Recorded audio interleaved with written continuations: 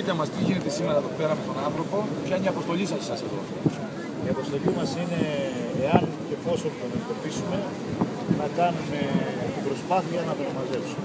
Πόσο δύσκολο είναι? Τον άνθρωπο τον είδα με τα μάτια μου, είναι νεκρός. Δεν πρόλαβε, ήταν την ώρα που κατέβαινα το αυτοκίνητο, έπρεπε να φορέσω το φόρμα μου. Δεν μπορούσα εκείνη τη στιγμή να πέσω στο νερό. Πόσα μέτρα από ήταν? Γύρω στα 50 μέτρα. Αλλά βλέπετε το κυματισμό είναι πολύ μεγάλος. Ο άνθρωπος είναι νεκρός, δεν μπορούμε να τον βοηθήσουμε δυστυχώς, μόνο να μαζέψουμε το πτώμα. Πόσα άτομα είστε εδώ? Είμαστε ιδιώτες, είμαστε δύο, από την ΕΜΑΤ είναι άλλα 3-4 άτομα. Πόσα Κρύβωσε από το ελικόπτερο, τι έλεγε απάνω η υπηρεσία.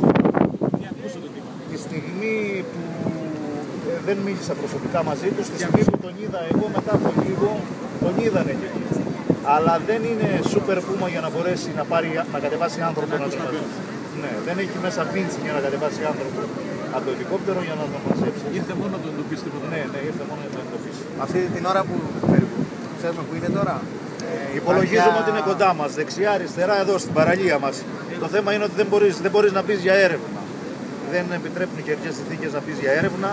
Μόνο σε περίπτωση εντοπισμού να μπορούν να τον μαζέψουν με Ο βυθός έχει πέτρες, έχει βράχια κάτω. Και ναι, και είναι και πάρα πολύ επικίνδυνο για τον κόσμο που θα μπει να κάνει την έρευνα. Τα υπόλοιπα άτομα τι πάθανε, να μας περιγράψετε λίγο τα υπόλοιπα άτομα? Δεν γνωρίζω παιδιά τι πάθανε, πέσανε στο νερό προφανώς, παλέψανε με τα κύματα, τους βοηθήσαν τώρα πέξω από τη στεριά, κάπως τέλος πάντων σωθήκαν. Ήταν λάθος όμως, με τέτοιο καιρό ήταν λάθος να πούμε να κάνουμε βόλτα στη θάλασσα. Γιατί περιβόλτας μάλλον. Ευχαριστώ. Η θάλασσα θα έχει